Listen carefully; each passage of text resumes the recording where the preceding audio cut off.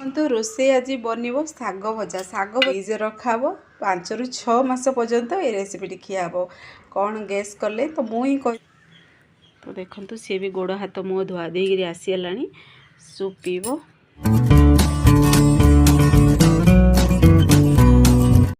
नमस्कार जय जगन्नाथ फ्रेंड झिली की न्यू ब्लॉग को आपण को अनेक अनेक स्वागत।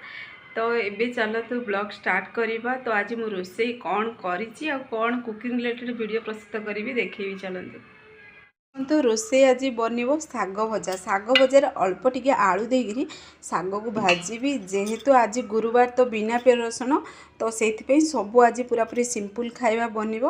तो एबे पाखापाखि माने रविवार ठू आज की पूरा गुरुवार है आमर केवल बिना प्याज रसुण रोसई होची। तो पुणी देखंतु ये आलू भी सीझे देती आलूर गोटे चटनी प्रस्तुत हम आ शाग भजा प्रस्तुत करी। तो भात बनईकरी रेडी हो सारा अरुआ भात। तो अरुआ तो सब आम खाऊ। पुणी देखो ये डाली बसई डाली पूरा फुटण करनी करी आज टी डाली पूरा पतला होगला।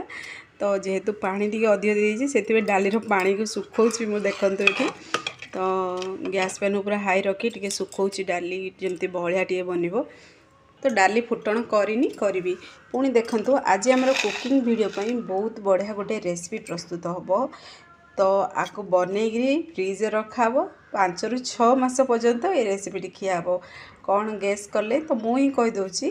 तो आज मु बनईबी टमाटो सॉस बनइबा टमाटो केचप प्रस्तुत हम। तो आपको बनईकी जेहेतु एबे टमाटो सस्ता अच्छी बनईकी जदि रखीदे ना माने पाखापाखि आपको 6 मास पर्यंत फ्रिज रखी खाई पारिबे।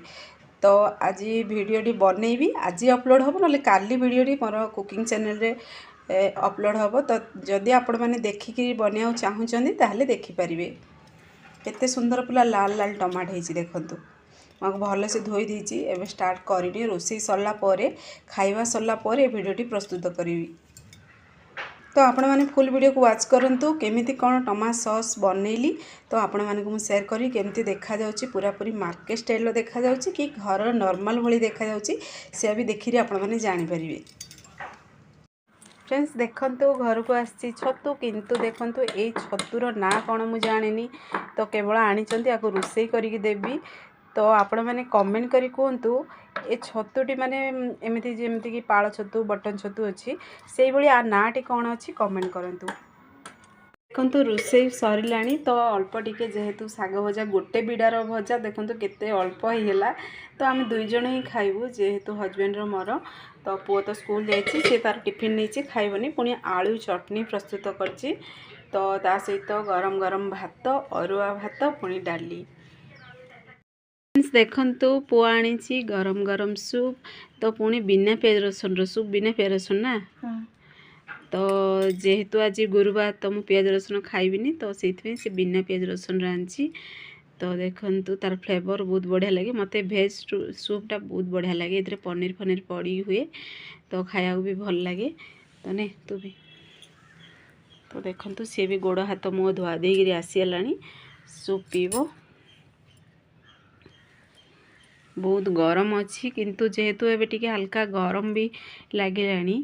तो ठंडा दिन सूप पीबार मजा किसी अलग किंतु एबे भी ये सूपटा माने आर स्वादटा भूली पारनी बेले बेले ताको आनिया पे मु कहूची।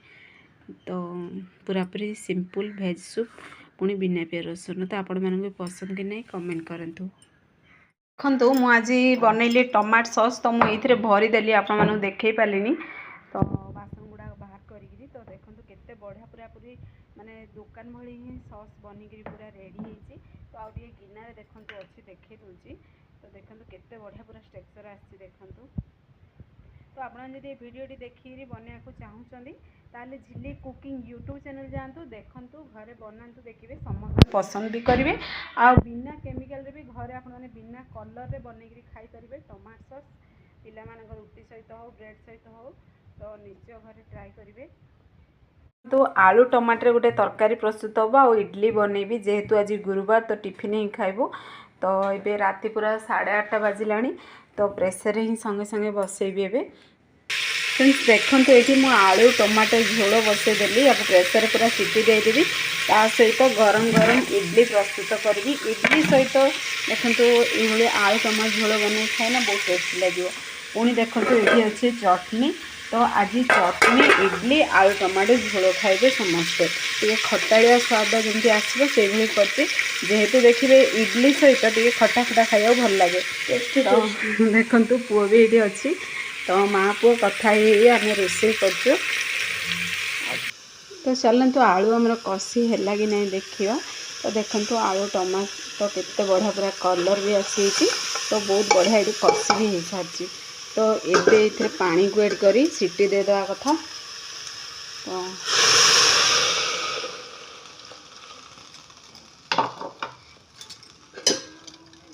ये भल से टी मिक्स करदे।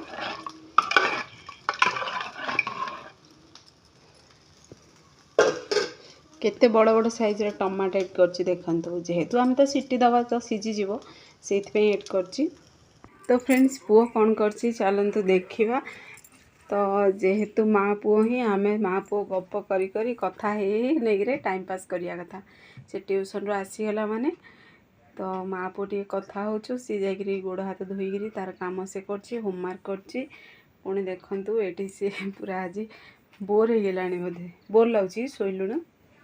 तो शोईकी देखो फोन देखुची सी सोफा रे एडा हला तार शोइबा स्थान सोफा से सोफाटा को जमा छाड़ुनी सोफा नले बेड। रोषे भी हो साराणी तो पुओ को खावाई देवी बहुत गरम अच्छी। इडली गुड़ाक बहुत सॉफ्ट भी बनी देखो केते पूरा सॉफ्ट बनी मैंने आपको टच करू करू भांगी जीव पूरा एते पूरा ये सॉफ्ट बनी। तो पुओ को खावाई देवी। तो ता सहित देखु चटनी पुणी आलू टमाटर झोल। तो आज प्रेसर कुकर डायरेक्ट झोल बन। तो देखो पूरा पूरी मिक्स हो। तो जीवी पुओ खाया देवी से आन दौर हाथ धोईक आसे तो खाइबला। तो देखु पुओ आसला हाथ धोईक आसो आसिक सी खाइब तार देखु स्थान सब बेले सोफा उपरे बस टेबुल उपरे बसी खाइब खाइले भी झोल केमती कौन है देख लु खटा अधिक होती ना कौन ठीक अच्छे राग टमाटो पूरा फ्लेवर टमाटर फ्लेवर आछि। आज टिफिन खाइलु स्कूल रे आज कौन नहीं थिलु रे भूली जाइछि टिफिन ओ मैगी नहीं थिलु फेवरेट नहीं छो तोर से टिफिन खिया है साची क्लीन हेगिरी नहीं कि टिफिन धोया पे रखिछु ना नहीं ना धुआ हे गेला ना देथिलु कि पानी अछि कि तो पाखरे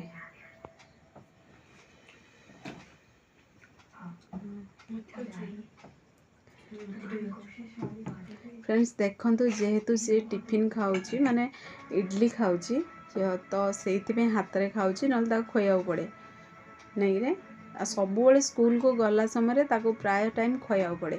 दही पखाड़ जदि हेतिबो से हाथ में खाइबो जदि भात डाली जदि जेहेतु सी पूरा दोपहर समय रे टिफिन ही खाए तो पुणी घर को आसिले 4टा समय के भी खाए खाएनी एमती तो सूप पीबो नले एमती से चटपटा जिनस ही खाया पसंद करे।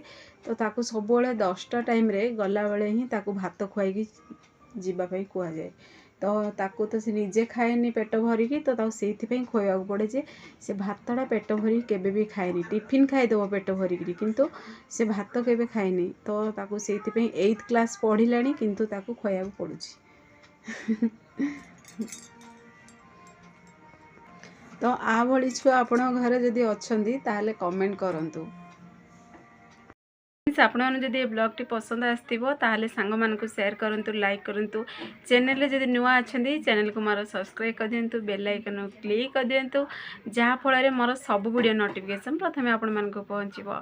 तो से पर्यंत रहूची पुणी एक नुआ ब्लॉग रे देखा हबो बाय बाय।